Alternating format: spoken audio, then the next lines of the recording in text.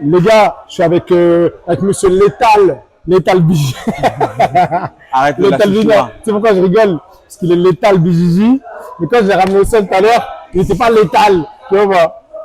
On l'a laissé s'exprimer. On a laissé de la chouchoua s'exprimer. Voilà. Donc, là, Ça va la former pas. les gars, on sort de l'entraînement. On sort même pas d'entraînement. On est encore en entraînement. Et on se posait une question, à savoir, est-ce que le matchmaking Twitter, il est aussi puissant que ça? Parce que là, on voit passer, depuis 24-48 heures, Buckley, Lazy King, donc Abduragimov, sur les réseaux, là, ça a fait le tour du monde. Et du coup, j'ai invité un spécialiste de Twitter, un gros tweetos. Hein. Il me prend pour un influenceur. Il sait pas qu'à un moment, l'étranglement bras tête, il fait Cage Warriors ou pas, Hexagon MMA ou pas. Non, mais en vrai, est-ce que là, la tournure que ça prend, c'est devenu viral en vérité? C'est un truc de ouf, honnêtement. C'est un truc de ouf parce que pour qu'un mec comme Buckley qui quand même a du buzz, quand même il y a du buzz et qui est un combattant sérieux en fait de l'UFC, pour qu'un combattant comme lui en fait, on va dire les termes, donne l'heure en fait à un mec qui n'est pas à l'UFC, même si Abdul est un très bon combattant. Hein. Abdul c'est un très bon combattant. Maintenant sur l'échiquier top mondial qu'est l'UFC, il n'a pas de nom, il n'est pas encore connu par certains. Donc du coup, le fait que Buckley en fait, il ait donné une visibilité à Abdul parce qu'il en a parlé sur ses réseaux quand même, c'est assez ouf quand même. Il a fait une vidéo spécialement pour répondre en fait à Abdul. Donc ouais, honnêtement, c'est un truc de ouf et c'est devenu viral en effet. On a vu énormément de likes sur les posts et puis sur beaucoup de posts de beaucoup de médias Twitter. Donc tu l'as dit, hein, c'est via Twitter. Hein, MMA Junkie carrément. MMA Junkie qui a repris. On voit sur Twitter notamment que les deux ils se font la passe. Ouais, t'as Buckley qui dit s'il y a un welterweight qui serait prêt à m'affronter et à me mettre KO, je lui donne 25 000 $. C'est un truc de ouf. Mais après Buckley, c'est une grande gueule. C'est une grande gueule. Il est connu pour ça. D'ailleurs, il avait fait un peu le fou avec Nassour, mais ça a pas duré très longtemps. Ouais. Mais voilà, il tente le coup. Il tente le coup, Buckley, ça marche. Buckley, pour rappeler, il s'est fait connaître grâce à un coup de pied. En fait, lui, il surfe sur ces trucs-là qui sont viraux, en fait. Et ça marche. Donc, il veut sa deuxième date à Paris. Il a kiffé. Il a kiffé Paris. Il veut revenir. Maintenant, tu penses qu'il a visé spécifiquement parce qu'il veut revenir à Paris? Enfin, il avait dans l'idée quand il avait call out un peu tous les combattants. Tu penses qu'il avait en tête septembre? En fait, il avait dit, je crois, août ou septembre. Il a dit août ou septembre. Tu penses qu'il mettait un subli à Dana White et au matchmaking de l'UFC pour septembre, pour l'UFC? Je pense qu'il met un subli pour dire voilà, j'ai envie de combattre à Paris. Il sait potentiellement que s'il y a un welter français qui va être recruté, pour cette carte. Maintenant, il y a Abdul. Abdul, c'est un peu flou. On ne sait pas trop ce qui se passe. Le Brave, l'Ares, etc. On ne sait pas trop ce qui se passe. On ne sait toujours pas pourquoi il n'est pas à l'UFC. Ce qui est sûr, c'est que Abdul, il a répondu. Il est d'accord pour faire le combat. Les deux sont d'accord. Les deux sont d'accord pour donner 25 000 $ à l'autre au cas où il y en a un qui met KO l'autre. Buckley, c'est la soumission, le 25K ou c'est KO? Ils ont dit knockout. Je sais qu'Abdul a dit knockout. Si Buckley lui met knockout, il lui donne 25 000 $. Ouais. Et Buckley, c'était le KO ou la soumission? Buckley, c'est si quelqu'un est capable de mettre KO, je lui donne 25 000 $ de ma bourse. Maintenant, si on doit pronostiquer un petit peu ce combat, je vois pas du tout une seule seconde Buckley passer Lazy King. À aucun moment. Il ne mettra pas KO, ça c'est sûr. Je ne vois pas mettre KO Lazy King. Faut faire gaffe quand même, ça reste un combat. Il a la patate, Buckley, il est un peu chelou. Tu sais, il sort des coups de pied retournés bizarres. Et puis, il est pas très grand, il est très... il est trapu, ouais. Il est trapu, il est puissant. Et il a quand même beaucoup de cardio, en effet. Hein, donc, sur un tri-round, c'est clair qu'on n'a pas de doute sur le fait que physiquement, ça va être, ouais, c'est tenable pour Buckley. Après, maintenant, en effet, Abdul lui imposerait une lutte et un collage, une lutte et Et Bah, un sol, ouais, un je sol, pense que un contrôle cage, c'est le mot que je cherchais. Une lutte et un contrôle cage assez fort. Après, la question, c'est aussi, est-ce que Abdul est un vrai welterweight, sachant qu'ils se posent des questions, qu'ils ont fait des tests avec Clément Marcoux, son préparateur physique, pour tenter le 70 kilos. Donc la question, c'est est-ce qu'il se sent 77 ou est-ce qu'il se sent 70? pour avoir tourné avec Abdul, c'est un welter. C'est un vrai welter. Un vrai welter. Maintenant, la question de savoir s'il va descendre en 70 ou pas, je pense que ce serait pour des opportunités futures. Mais ce qui est sûr, c'est que c'est un welterweight, Abdul. C'est un welter. Ok. Il est bien dans sa cata en vérité. Maintenant, Je sais pas quel poids il fait en poids de forme. je sais pas. Je pense qu'il doit être lourd. Je pense qu'il doit être, enfin, il doit être lourd comme un welter en réalité. Il doit pas être plus lourd que les Les autres. welters, tu les vois à quel poids les mecs de l'UFC, bien sûr. Hein. Oh, 91, 91, 90. 90. Ouais, 90, 91. Maintenant, c'est pas déconnant quand tu sais que tu as plusieurs mois de prépa. Tu as le protocole du cutting qui aujourd'hui est plus que maîtrisé par la plupart des salles, des gyms, des coachs et des combattants aussi qui cutent tout seuls, qui connaissent ces protocoles. Euh, donc ouais, voilà ma question. Et ça, c'est à toi directement que je la pose. Au Twitos, Chef de propagande, chef le de chef de propagande propagande. seul. C'est ça. Chef de propagande seul pour le MMA. Euh, Chef de propagande JJB s'il y a Heja surtout. Voilà, c'est ça. S'il y a Heja, on sort le Jujutsu. Mais moi, la vraie question que je me pose, c'est est-ce qu'aujourd'hui, la force des réseaux, j'ai ma réponse, hein, mais tu vas juste peut-être confirmer seulement ce que je pense, est-ce que la force des réseaux sociaux peut propulser, un athlète qui est sur le point de signer, ou de deux, est-ce que ça peut propulser n'importe qui? Un no-name, un random, qui est quand même bon, hein, ce que je veux dire, il a peut-être 1-0. 1-0, t'es pas un random vu que tu as combattu, mais ce que je veux dire, c'est que quelqu'un qui n'est pas éligible à autant de hype, voilà, peut-il être propulsé sur le devant de la scène grâce aux réseaux sociaux? Deux, est-ce que demain, Twitter peut être plus fort qu'un manager? C'est une vraie question parce que j'ai C'est une jamais. vraie question parce qu'on attend, C'est- en plus on attend la réponse. On verra. En plus, ce qui est intéressant, c'est que on aura clairement la réponse avec Abdul parce que là, c'est évident que les posts, en fait, que les tweets, etc., sont arrivés, en fait, aux oreilles, aux yeux, du des matchmaking orgas. ou de Daniel, j'allais dire Daniel White. Il nous sort par les yeux Là, de tu es Daniel Craig, tu es Daniel Craig. Non? Daniel Craig. Exact. Donc Dana White, est-ce qu'il l'a vu d'ailleurs? En tout cas, il fait semblant,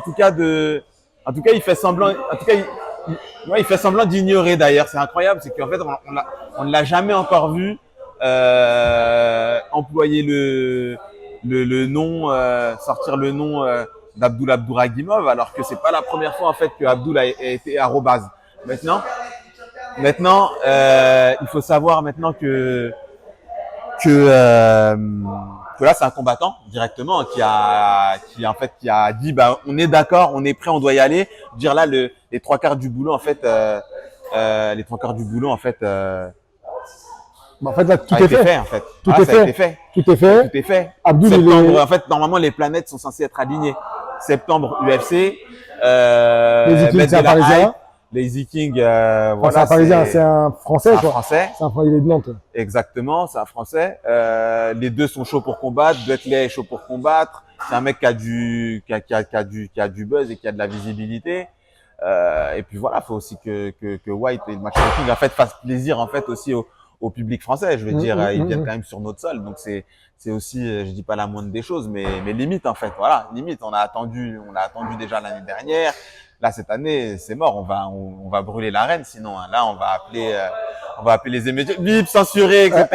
Non, là on va faire un featuring avec eux parce que là en fait, non, on peut pas faire un UFC Paris sans Abdul Lazy King Abdouragimov, c'est mort. Et du coup, à ta question, est-ce que les réseaux Twitter, il me semble que Volkanovski avait réussi à buzzer via ça. Je sais qu'il y a Mokaev, bon, c'était pas les réseaux sociaux, mais c'était des mails, etc., répétés à l'UFC, prenez-moi, etc. Et on peut pas me dire que Mokaev est plus buzz que Abdul. Je veux dire, après, bien sûr, c'est deux âges différents, c'est deux générations différentes. C'est deux âges mais- différents et c'est deux parcours aussi différents. C'est vrai, Parce deux que parcours Mokaev, différents, mais en tout cas, ils l'ont intégré à l'UFC à un moment ou un autre, quoi. Donc, Abdul, bah, c'est encore jeune, il me semble qu'il a maximum 27 ans, je sais plus l'âge qu'il ouais, a. les gens, Donc, il a des c'est-à-dire jeunes. le prime, en fait, il a encore 3-4 ans, en fait, pour atteindre son prime, en fait, hein, Abdul. Donc, du coup, c'est parfait pour arriver à l'UFC. C'est parfait pour arriver à l'UFC. Donc, ils ne doivent pas négliger son nom. Ils l'ont vu. Après, pour avoir un peu discuté avec le clan Abdouragimov, il a pu y avoir des discussions avec des membres de l'UFC, du matchmaking. Maintenant, des infos que j'ai, ces membres ou ce membre-là, en fait, s'occupe d'une catégorie qui n'est pas celle d'Abdul. Ensuite, j'ai pas eu le fin mot de l'histoire. Si le matchmaker, justement, de la catégorie de Abdul a eu oui dire de Abdul, etc. et a étudié le dossier, ça, on n'a pas eu l'occasion d'aller jusqu'au bout de cette discussion. Mais ça pourrait en fait ça pourrait en fait nous donner clairement des réponses. C'est-à-dire Bah, est-ce oui ou non, que quoi. est-ce que ce match exactement est-ce Oui que ou non, tout simplement. est-ce que Est-ce le que ça, matchmaker en veut ou pas et quelles sont les conditions en fait. la réalité, c'est que Quelles sont moi, les conditions je pense que le matchmaker, pour il ne peut pas passer l'intégrer. un matchmaker ne peut pas passer à côté de ça. C'est-à-dire, il y a trop de hype. Il était en top tweet, section sport en France. Et pour développer le marché français, quoi de mieux? Parce qu'ils sont là pour ça. C'est Ils ça. sont en France, c'est pour développer le marché du MMA en France et le marché de l'UFC en France, créer du merchandising, C'est ça. Des vestes à vendre, des choses à vendre, etc. Quoi. En fait, développer l'écosystème, comme dit Monsieur Howie Good Job, pour ne pas le citer. Mais en tout cas, on a nos réponses. Nous, on a nos réponses de notre côté. Je pense que les Vikings, ils bottent Buckley. Je pense que le matchmaker de l'UFC, en tout cas pour cette date, ne peut pas se passer d'un Lazy King. Enfin voilà, ça sera peut-être le main event du peuple en réalité. Le main event du peuple, clairement. Et maintenant à voir ce que vous en pensez. Dites-nous en commentaire. Ouais. Et ouais. Est-ce que ça va se faire? La question c'est est-ce que ça va se faire? Et quel prono est-ce que vous voyez? Quel prono toi tu verrais d'ailleurs? Moi je vois Lazy King vainqueur par soumission au premier. Ouais. Je le vois vainqueur par soumission au premier. Après des saltos, des trucs et tout. Tu vois. J'ai bien envie d'habitude j'ai un esprit de contradiction, vous me connaissez, mais j'ai bien envie de dire que ouais, Abdul va vouloir marquer les esprits et dire que c'est le Lazy King en fait et qu'il est là. Ouais. Et d'ailleurs ça n'aurait pas trop d'intérêt d'ailleurs que ça traîne en longueur sur ce combat. On sait que quand même Buckley, il a la foudre. Il a la caisse et il a la foudre. C'est-à-dire que sur un coup, il peut éteindre. Exactement. Donc, on va éteindre le feu avant. On va envoyer le JJB. Il est dur au mal. Abdul va envoyer le JJB s'il y a Heja. Abdul va envoyer le JB parce qu'il y a Heja. Ouais, donc c'est ça, ce sera nos pronos. Dites-nous vos ouais, dites-nous ce que vous en pensez. Est-ce que ça va se faire aussi? C'est la question aussi que je sais pas si on y a répondu implicitement dans cette discussion. Bah, est-ce que ça va se faire? On ne sait pas en vérité. On ne sait pas. Il y a trop de mystères autour du management qu'il y a autour d'Abdul. On a parlé, on sait qu'il y a une histoire avec le Brave. Il y a Ares. En fait, il y a beaucoup de choses. Ouais, une histoire avec le Brave. Je pense que c'est des histoires internes que. C'est des histoires de management. Pour donner des croustilles, comme nous disent The Real Bullock et Mika. Show. Apparemment, il n'y a pas de souci côté contrat avec le Brave. Apparemment, c'est pas du tout un souci. Il y a pas de souci à ce niveau-là. Apparemment, il y aurait pas de contraintes contractuelles avec le Brave. Donc, c'est pas mal. Ça voudrait dire que. Ça voudrait dire qu'en vrai, il n'y a pas d'obstacle contractuel, juridique. Donc, ça voudrait dire qu'en gros, je vois pas pourquoi ça se ferait pas. Pourquoi ça se ferait pas? Tu me fais penser au fait que Abdul, en termes de contrat de management, est-ce qu'il est content au Management Factory de Fernand Lopez et de Benjamin Sarfati? Je vois pas pourquoi il serait pas content. En vérité, je vois pas pourquoi il serait pas content. Non, je pense pas que ce soit à ce niveau-là. Un problème de management. Je pense pas. Je pense qu'il y a un inconnu, il y a un facteur inconnu sur le management. C'est un métier c'est assez spécial. Des fois, on est surpris par des signatures et on est déçu de non-signatures. C'est un milieu encore un peu, qui cache certaines choses. En tout cas, je pense que ça va se faire. Je pense que ça va se faire.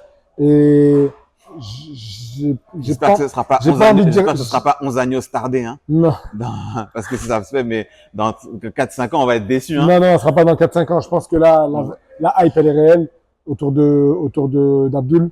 Je pense que les matchmakers, ils peuvent pas se passer de ça. Clairement. Ouais, ils peuvent pas. Clairement, ils peuvent pas se passer. Et toi, Ça me fait penser à un Paddy Pimblett en réalité. C'est vrai. Sans l'extra sportif, mais en termes de hype, ça me fait penser à un Paddy.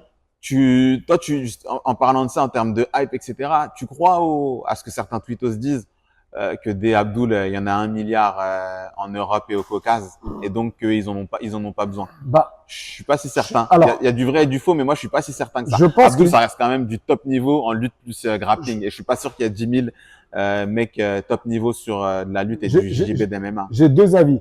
Un avis qui dit, bah, s'il y avait 10 000 Abdul, bah, ça se saurait. Tout simplement. Ils sont où? Pourquoi Ils on vont les... te dire voilà. ACA, est-ce que tu suis ACA, est-ce que tu D'accord. machin, etc. La deuxième des choses, c'est un peu le sujet de cette vidéo, c'est la hype qu'il y a autour d'un mec. Est-ce que ces mecs, ils communiquent?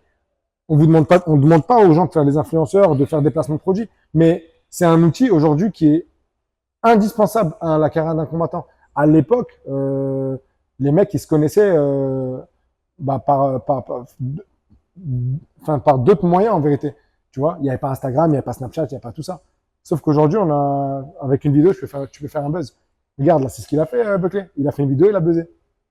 Donc oui, je veux bien que ces mecs-là existent. J'en doute pas qu'il y a toujours des mecs plus forts que tout le monde. Communiquent aussi bien. Mais voilà, il faut à un moment donné prendre son téléphone, créer du contenu. On ne demande pas de faire des trucs de con, mais juste filmer des entraînements, montrer tes victoires, montrer ton lifestyle, ce genre de choses. Donc pour toi, Abdul, il rentre dans les... Mais il rentre trop dans les cases. Il rentre trop dans les cases. Et je vais te dire un truc, des Abdul, il n'y en a pas 1000 et 10 000. En vrai de vrai, il y en a un. Tu en connais combien des Caucasiens, des Tchétchènes, là, des Dagestanais comme ça, aussi ouf qu'Abdul? Quand je dis ouf, c'est dans le bon sens du terme, tu vois. Il est ouf, il est trop marrant en vérité. Il est trop marrant. C'est-à-dire que t'es là, t'es posé avec lui, tu le regardes, il peut te faire une gueule là. Il connaît, Tu vois, il est bon dans le divertissement. Mais Bon dans le divertissement, c'est trop bankable en vérité. C'est-à-dire, il va prendre le micro, t'es sûr qu'il va te faire rire, t'es sûr qu'il va te dire une dinguerie. Tu vois? Donc d'ailleurs, likez-vous la vidéo, abonnez-vous et likez-vous à la chaîne et aux réseaux sociaux. on dit pas likez-vous, frère. C'est ce qu'il a dit justement, Abdul. Elle a dit... Justement, il avait dit ça. Tu te racontes? Non, mais il est trop drôle. Il est bon, il est bon. Pourtant, il parle très très bien français. Hein. Ah oui, il parle très bien français, t'as très bien anglais. J'étais surpris par son anglais d'ailleurs. J'étais surpris par son anglais, mais en tout cas, tout ça pour, bon, on va finir. Tout ça pour dire que l'UFC, je pense, ne peut pas se passer d'Abdul sur cette carte. J'espère qu'il va signer. Et j'espère qu'il va taper Buckley. En attendant, tous les médias, je pense à MMA Propagande, MMA Time, Lethal, tous les blazes. Tous les blazes, la mêlée, blablabla, je vais pas tous les citer parce que voilà, le Colisée, le parcours MMA Arena, y a qui d'autre encore? C'est bon? Ah, il y en a beaucoup encore. Il y en a beaucoup encore? On a fait beaucoup d'enfants. Hein. Oh, punaise. En tout cas, tous ces gars-là continuent à faire ce travail de propagande parce que c'est peut-être un peu, j'ai même envie de dire beaucoup grâce à vous aujourd'hui qu'on parle autant d'Abdul. Parce qu'on était les anciens un peu, notamment ma page, Douta, etc. Ouais, ça date, les débuts du MMA francophone, etc. Ça date, ouais. Douta, il y avait qui? Douta, avant même que j'arrive Douta.